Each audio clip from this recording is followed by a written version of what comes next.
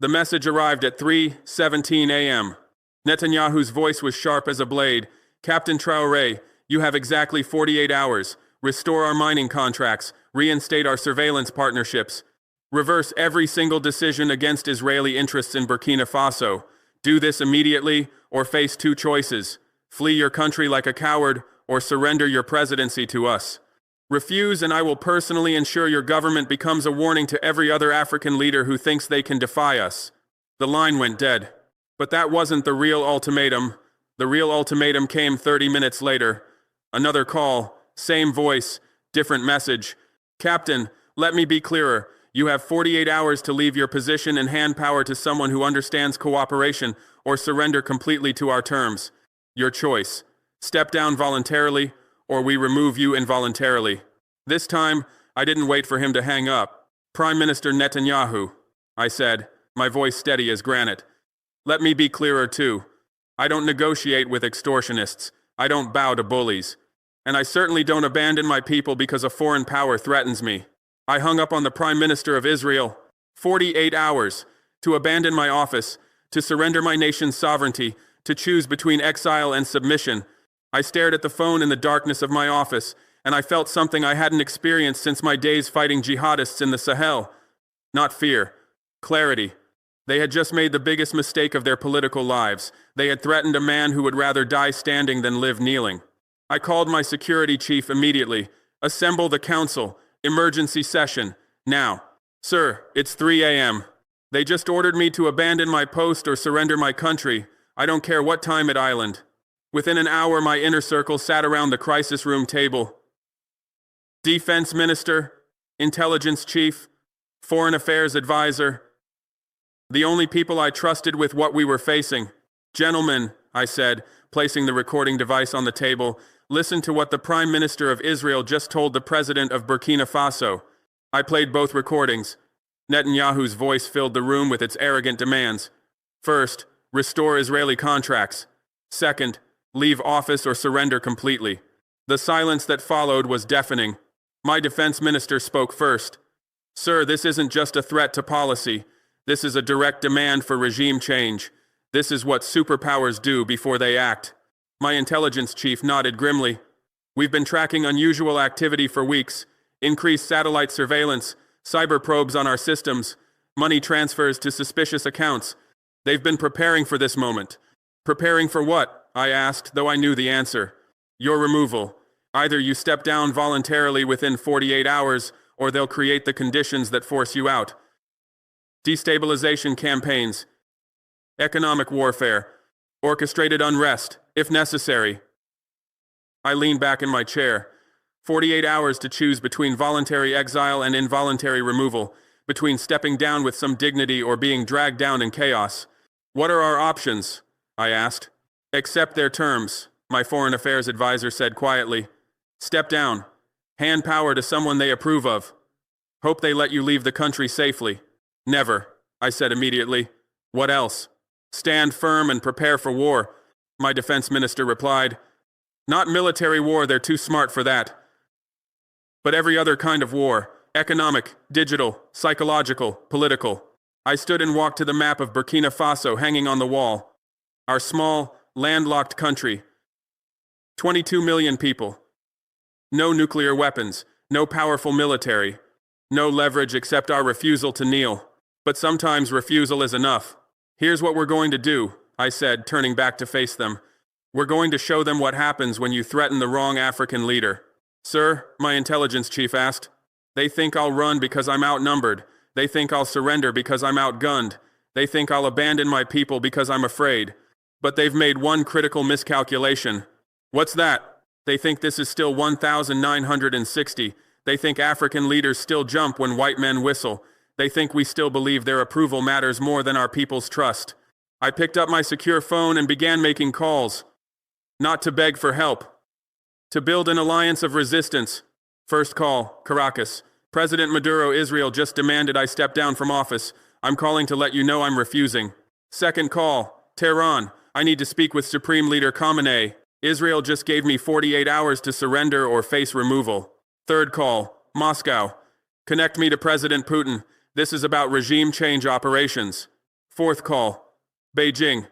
Priority line to President Xi. Israel is attempting to remove an African head of state.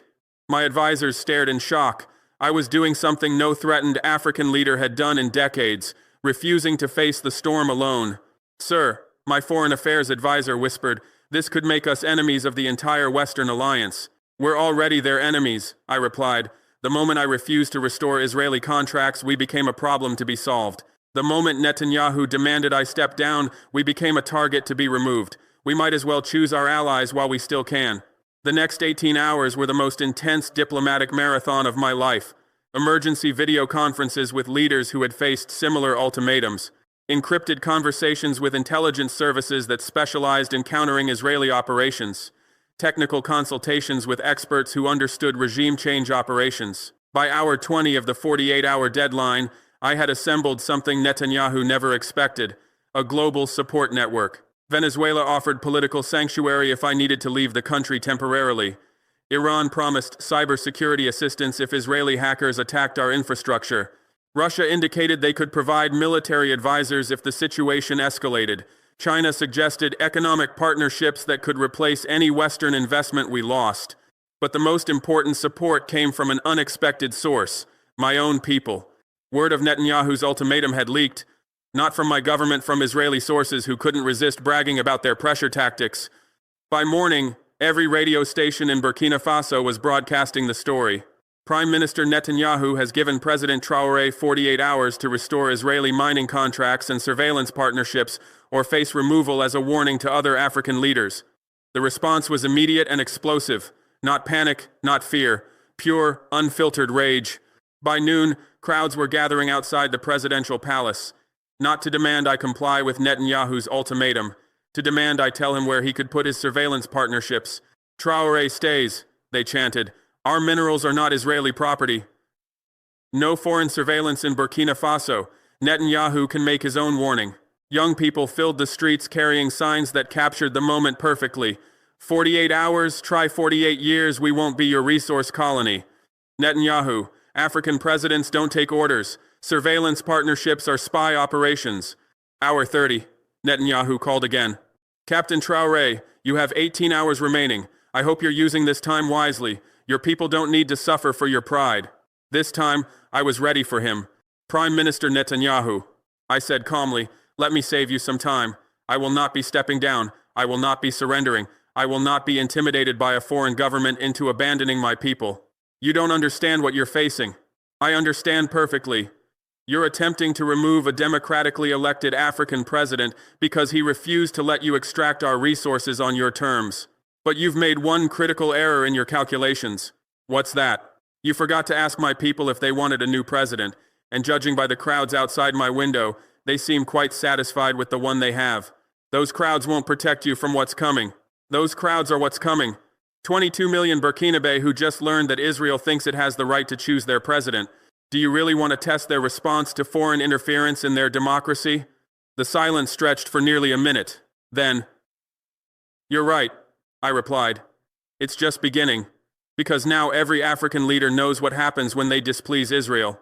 And every African citizen knows that their democracy is under threat from foreign powers. Congratulations, Prime Minister. You've just created the continental resistance movement you were trying to prevent.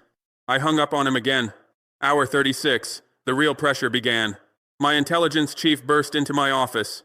Sir, we're under comprehensive assault. Banking systems are crashing.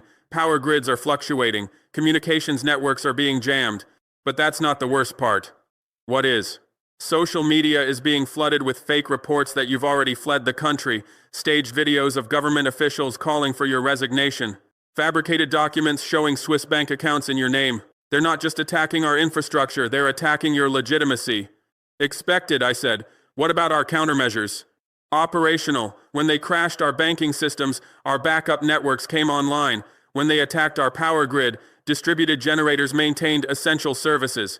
When they jammed our communications, encrypted channels continued operating. And the disinformation campaign? We're countering in real time. Every fake video is being debunked within minutes. Every fabricated document is being exposed immediately. But sir, he paused. They're not just attacking you anymore, they're attacking the entire concept of African independence. He showed me a coordinated media blitz across Western outlets. African authoritarianism on the rise, democratic backsliding in West Africa, the dangerous precedent of anti-Western African leaders. They're not just trying to remove you, he continued. They're trying to discredit the idea that African leaders can say no to Western demands. Hour 40. 8 hours before the deadline. This is when something unprecedented happened. African leaders began calling me directly, not to advise caution or suggest compromise, to offer support. Mali's president, Ibrahim, if they can remove you for refusing their contracts, they can remove any of us. We're coordinating a continental response. Niger's leader, our parliament just passed a resolution condemning foreign interference in African democratic processes. If they try to remove you, they'll face continental sanctions. Ghana's president, we're calling an emergency African Union session. Any attack on Burkina Faso's sovereignty will be treated as an attack on African sovereignty. Chad's leader, our military command is on high alert. Any foreign intervention in your country will trigger mutual defense protocols. By hour 42, something remarkable had crystallized. Netanyahu's ultimatum to remove one African leader had unified the continent in defense of African democracy. Hour 45, 3 hours to deadline. Netanyahu made his final call. His tone had changed completely. Captain Traore, perhaps we can find a diplomatic solution. Your resignation isn't necessary if you can guarantee restoration of our business partnerships. Prime Minister, I replied, 3 hours ago you might have had a negotiating partner, but you made two critical errors. First, you threatened to remove a democratically elected leader. And second, you underestimated the response of African democracy to foreign interference. What do you want? Nothing. I want nothing from Israel. I want you to accept that Burkina Faso is a sovereign nation that makes its own decisions about its own contracts. I want you to understand that African leaders don't take orders from Tel Aviv. And I want you to recognize that the era of dictating terms to African democracies is over. This isn't how international relations work. This is exactly how they work when you're dealing with leaders who refuse to be intimidated. You can make ultimatums, but you can't make them effective. You can demand submission, but you can't guarantee compliance. You can threaten removal, but you can't ensure success. What are you saying? I'm saying your 48-hour ultimatum expires in 3 hours, and when it does, I'll still be in office, still representing my people, and still refusing to bow to foreign pressure. Hour 48. The deadline expired. At exactly the moment Netanyahu's ultimatum ran out, I walked onto the balcony of the presidential palace. Below me, hundreds of thousands of Burkina Faso filled the streets as far as I could see. I spoke without notes, without teleprompters, without diplomatic language. My fellow citizens, 48 hours ago, the Prime Minister of Israel ordered me to step down from office or surrender our sovereignty. He believed he could remove an African president with a phone call. Tonight, I stand before you to report, I am still here, you are still free, and Burkina Faso still belongs to Burkina Faso. The roar from the crowd shook the building. We were told we had two choices: submit or be removed. But we chose a third option: resistance. Not just resistance to Israeli pressure, but resistance to the idea that any foreign power has the right to choose our leaders, control our resources, or dictate our future. More cheers, but I raised my hand for silence. This was never about Israel alone. This was about whether African democracy means anything, or whether it's just a performance we put on while foreign powers make the real decisions. Tonight we proved that African democracy is real, African sovereignty is real, and African dignity is non-negotiable. The celebration lasted until dawn, not just in Burkina Faso, but across the continent. In Lagos, students held signs reading, "The 48 hours that changed everything." In Nairobi, protesters chanted, "African democracy is not for sale." In Cape Town, demonstrations celebrated the end of foreign ultimatums. But the real victory wasn't in the streets. It was in the realization that swept across Africa. You could refuse foreign ultimatums and survive. Within a week, 3 African countries announced they were reviewing all contracts that included foreign political pressure clauses. Within a month, the African Union passed a resolution condemning ultimatums to democratically elected governments. Within 6 months, a continental protocol was established for mutual defense against regime change operations. The 48-hour ultimatum that was supposed to remove me from power had instead triggered a continental commitment to defending African democracy from foreign interference. 6 months later, I received an unexpected visitor, a former Israeli intelligence officer who had worked on regime change operations for over a decade. "Captain Traoré," he said, "I came to tell you something that will never be admitted officially. Your refusal to comply with that ultimatum broke our entire African strategy. We had successfully pressured African leaders for decades. Your resistance showed others they could say no. It cost us influence across the continent." "And?" I asked. "And it was probably inevitable. You can't threaten democratically elected leaders forever and expect them to keep submitting. Eventually, someone was going to call the bluff. It just happened to be you." A year later, Netanyahu was facing criminal charges in Israel, partly related to unauthorized foreign interference operations. The recordings of his ultimatum calls had been played in the Knesset, and many Israeli citizens were shocked to learn their government had tried to remove an African president for refusing business deals. But the most important change wasn't in Israeli politics. It was in African psychology.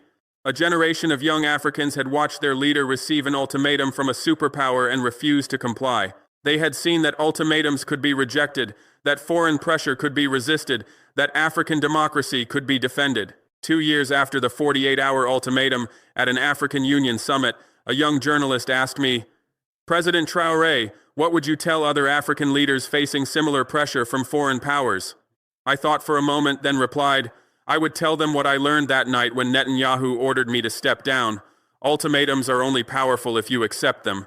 The moment you refuse, they become just empty threats from people who are afraid of your independence, even if it means facing their consequences, especially then, because the consequences of submitting to foreign ultimatums are always worse than the consequences of refusing them. Submit once, and you'll receive ultimatums forever. Refuse once, and they'll think twice before threatening you again." What about the risks? The greatest risk is not to your safety, it's to your dignity. And once you lose your dignity as a leader, you lose everything else anyway. Better to face external threats while maintaining internal legitimacy than to face internal shame while seeking external approval. The journalist pressed further, "But wasn't it dangerous to challenge such a powerful nation?" I smiled, thinking back to that 3:17 a.m. phone call that had changed everything. The only thing that was dangerous was their assumption that African leaders would continue accepting ultimatums forever. Netanyahu's mistake wasn't in making threats, it was in making them to someone who had nothing left to lose and everything to protect. And your message to young Africans? When someone gives you an ultimatum, whether it's 48 hours or 48 years, remember that ultimatums are not facts. They're bluffs, and bluffs only work if you believe them. So you encourage resistance? I encourage dignity. I encourage the understanding that your vote, your voice, and your choice matter more than foreign approval. I encourage the recognition that democracy means your people choose your leaders, not foreign powers. Even when it's difficult, especially when it's difficult, because easy democracy isn't democracy at all, it's just performance. Real democracy only proves itself when it's tested by those who want to destroy it. The interview ended, but the message continued. Across Africa and beyond, leaders had learned that the most powerful response to an ultimatum is not submission or defiance. It's the calm recognition that ultimatums have no power over people who refuse to be intimidated. They had learned that when someone gives you 48 hours to abandon your principles, the correct response is not to ask for more time, it's to refuse immediately and completely. And sometimes, that refusal changes everything. Today, when I think back to those 48 hours, I don't remember the fear or the pressure or the threats. I remember the moment I realized that no foreign power has the right to remove an African president from office. I remember the sound of my people in the streets, defending their democracy against foreign interference. I remember the calls from other African leaders, choosing continental solidarity over international pressure. Most of all, I remember hanging up the phone on Netanyahu and feeling something I hadn't felt in years, the absolute certainty that I was exactly where I belonged, doing exactly what I was elected to do, representing exactly the people who mattered most. They gave me 48 hours to leave or surrender. I gave them 48 hours to understand that some leaders don't negotiate with ultimatums. And in those 48 hours, we both learned something important. African democracy is stronger than foreign threats. African dignity is more powerful than foreign pressure. And African leaders serve African people, not foreign powers. The ultimatum expired. The president remained. The democracy survived. And that, more than any diplomatic victory or economic success, is what real sovereignty looks like.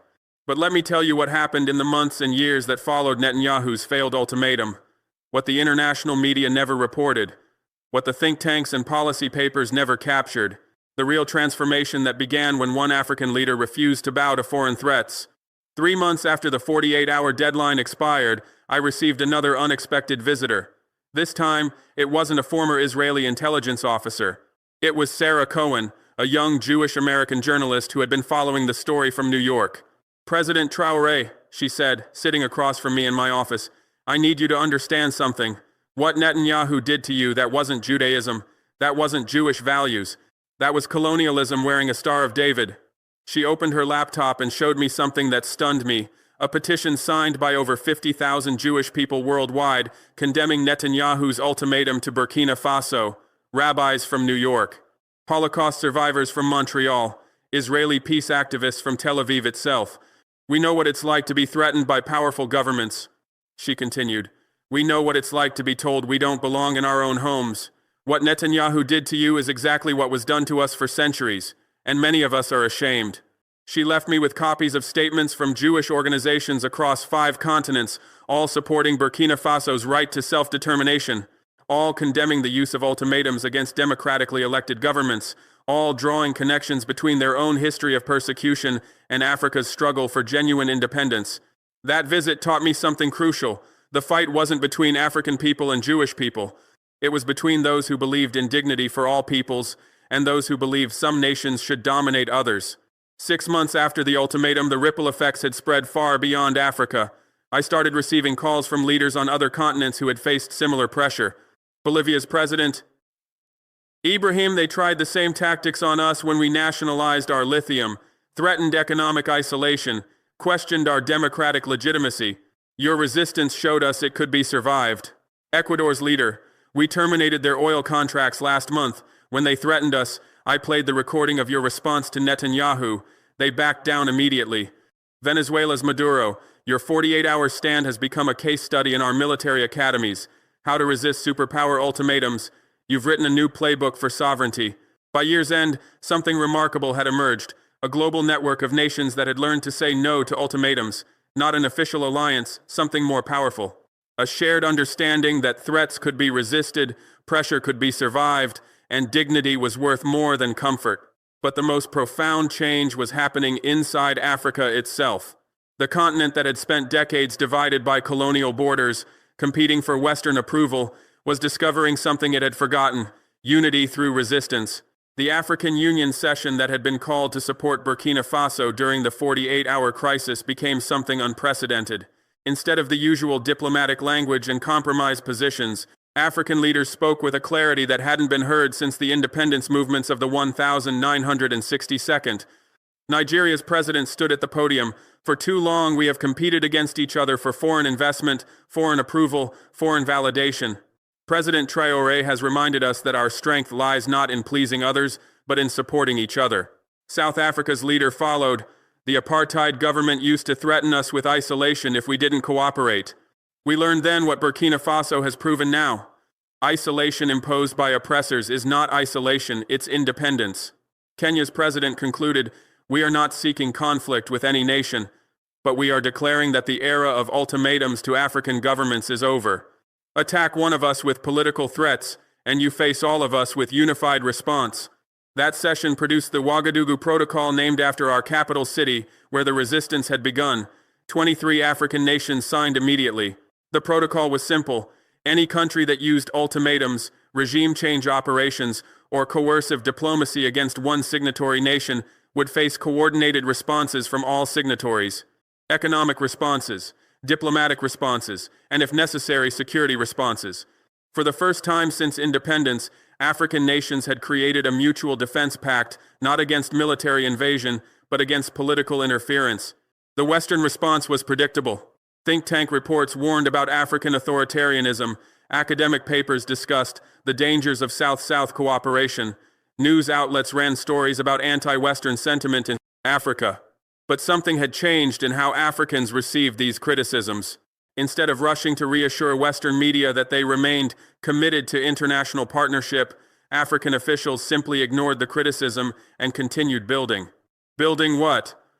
Alternative systems. The African Monetary Union accelerated its timeline for a continental currency, Why allow foreign powers to use dollar dependency as a weapon when Africa could trade in African money? The African Space Consortium launched its first communications satellites. Why remain dependent on foreign surveillance systems when Africa could monitor its own territory? The African Internet Infrastructure Project began laying fiber optic cables between major African cities. Why route African communications through European and American servers when Africa could communicate with itself directly? Most importantly, the African Leadership Academy was established in Kampala, Uganda, an institution dedicated to training the next generation of African leaders in something that had never been taught before: how to resist foreign pressure while maintaining international relationships. The curriculum included courses like dignified diplomacy, economic sovereignty strategies, and media warfare defense. But the most popular course was called simply the 48-Hour Protocol, a detailed study of how ultimatums could be resisted, pressure could be survived, and threats could be turned into opportunities for unity. Students from across the continent came to study the recordings of Netanyahu's calls, analyze the responses, understand the decision-making process, and practice similar scenarios. They learned not just the tactics of resistance, but the psychology of it. How to remain calm under pressure, how to build alliances quickly, how to communicate strength without aggression, how to transform threats against you into threats against the entire continent. By the second anniversary of the 48-hour ultimatum, over 500 young African leaders had graduated from the academy. They returned to their countries not as potential puppets of foreign powers, but as advocates for dignified independence. Some became cabinet ministers who refused to sign extractive contracts. Others became legislators who passed laws requiring foreign companies to share technology with local partners. Many became civil society leaders who organized communities to demand better terms from international investors. All of them carried the same message: Africa negotiates.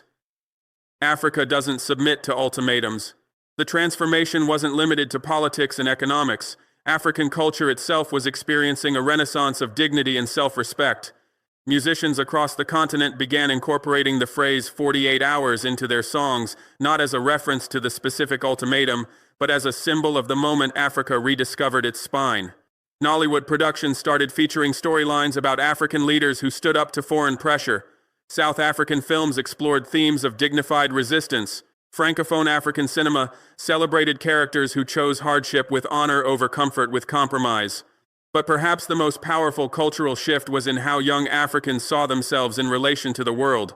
Before the ultimatum, many had dreamed primarily of emigrating to Europe or North America for education and opportunity. After the ultimatum, increasing numbers chose to study in other African countries, build businesses on the continent, and invest their talents in African development. The brain drain that had weakened Africa for decades began reversing itself. Not just because opportunities were increasing on the continent, though they were, but because staying in Africa and building Africa had become a source of pride rather than resignation. Young people who might have spent their lives seeking approval from foreign institutions instead spent their energy creating African institutions worthy of global respect. The psychological impact cannot be overstated. For the first time in generations, being African became associated with strength rather than weakness, dignity rather than desperation, leadership rather than followership. And it all traced back to 48 hours when one leader chose to hang up the phone rather than hang his head in submission. 3 years after the ultimatum, I was invited to speak at the United Nations General Assembly, not as a representative of just Burkina Faso, but as the chair of the Organization of African Unity's Committee on Sovereignty and Self-Determination. The hall was packed, not just with African delegations, but with representatives from across the global south who had been watching Africa's transformation with interest and admiration. I spoke without notes, as I had on that balcony in Ouagadougou 3 years earlier. Distinguished delegates, 3 years ago a foreign leader gave me 48 hours to choose between my office and my principles. He believed that African leaders could be threatened into submission with phone calls and ultimatums. Today, I stand before you to report. He was wrong. The applause from the African section was immediate and sustained. But this story is not about one phone call or one ultimatum or even one continent. This story is about the universal right of peoples to determine their own destiny without interference, without coercion, without threats from those who believe their power gives them authority over others' freedom.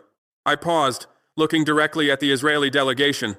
No nation, regardless of its military strength, economic power, or historical suffering, has the right to threaten democratically elected leaders into submission. Not in Africa, not in Latin America, not in Asia. The silence in the hall was complete. We are not anti-Israeli. We are not anti-American. We are not anti-European. We are pro-dignity. We are pro-sovereignty. We are pro-democracy. And we are absolutely opposed to any system that treats some nations as subjects and others as rulers. More applause, this time from delegations across the developing world. 3 years ago, many of you watched to see if a small African nation could survive the pressure of a superpower's ultimatum. Today, you have your answer. Not only did we survive, we thrived. Not only did we resist, we inspired resistance globally. The age of ultimatums is over. The age of dignified diplomacy has begun, and it began with 2 words that every self-respecting nation must be prepared to say when threatened: never again.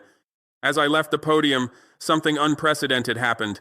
The entire African bloc stood in applause. Then the Latin American delegates joined them. Then the Asian nations. Then representatives from small island states, Eastern European countries, and even some Western nations whose conscience wouldn't let them remain seated. By the time I reached my seat, over 2/3 of the General Assembly was on their feet, applauding not just my speech, but the idea it represented, that dignity is non-negotiable, sovereignty is universal, and ultimatums are unacceptable regardless of who delivers them. That night, at a reception for African diplomats, an elderly Ghanaian ambassador approached me with tears in his eyes. "Ibrahim," he said, "I have been representing my country in international forums for over 30 years. I have watched us compromise our positions, accept unfavorable terms, and apologize for asserting our interests more times than I can count. Today was the first time I have ever seen the world applaud Africa for standing firm rather than for standing down." He paused, looking out the window at the New York skyline. "You didn't just resist an ultimatum, you reminded us that we could." As I flew back to Burkina Faso that night, I reflected on how much had changed since that 3:17 a.m. phone call. Not just for my country, not just for Africa, but for the entire concept of how powerful and less powerful nations relate to each other. The old system had been based on a simple premise: might makes right. Those with more military power, economic leverage, or political influence could dictate terms to those with less. Ultimatums were just the tool for enforcing this hierarchy. But our 48-hour resistance had demonstrated something that challenged the entire system. Ultimatums only work if you accept them. Threats only have power if you believe them. And hierarchies only survive if everyone agrees to their position in them. By refusing to accept our assigned position submissive junior partner in an exploitative relationship, we had forced the entire system to confront a question it preferred to avoid. What happens when the supposedly weak refuse to be weak? The answer, as the last 3 years had shown, was that they discover they were never as weak as they had been told. And once that discovery spreads, the whole system of domination begins to crumble. Today, when young people ask me about those 48 hours that changed everything, I tell them this: the most important moment wasn't when I hung up on Netanyahu. It wasn't when I refused his ultimatum. It wasn't even when I survived his pressure. The most important moment was when I realized that his ultimatum had no power over me except what I chose to give it. That realization that other people's threats are only as strong as your fear of them is available to every person, every community, every nation that has ever been told they have no choice but to submit. You always have a choice. It may not be an easy choice. It may not be a comfortable choice, but you always have the choice to say no to those who demand your submission. And sometimes, that's the choice that changes everything. The 48 hours began with an ultimatum designed to force submission. They ended with a demonstration that submission is always a choice, and it's a choice that can be refused. That refusal echoes still, in conference rooms where African leaders negotiate as equals rather than supplicants, in universities where African students study sovereignty rather than dependence, in homes where African children grow up believing they deserve respect rather than hoping for approval. The echoes will continue long after those of us who lived through those 48 hours are gone, because some lessons once learned become part of a people's DNA. The lesson is simple. No one has the right to give you ultimatums about your own life, your own choices, your own destiny. Not in 48 hours, not in 48 years, not ever. And when someone tries, the answer is always the same: I don't accept ultimatums. Try again with respect. That's the choice that changed everything. That's the choice available to everyone. That's the choice that makes freedom possible. Country or death? We chose country. And discovered that choosing country, choosing dignity, choosing sovereignty, choosing self-respect, didn't mean death at all. It meant life.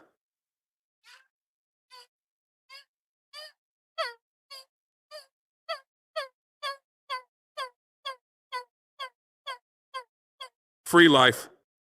Life worth living. And that life continues, stronger than ever. Long after the 48-hour ultimatum that was supposed to end, it became the 48-hour lesson that began it anew.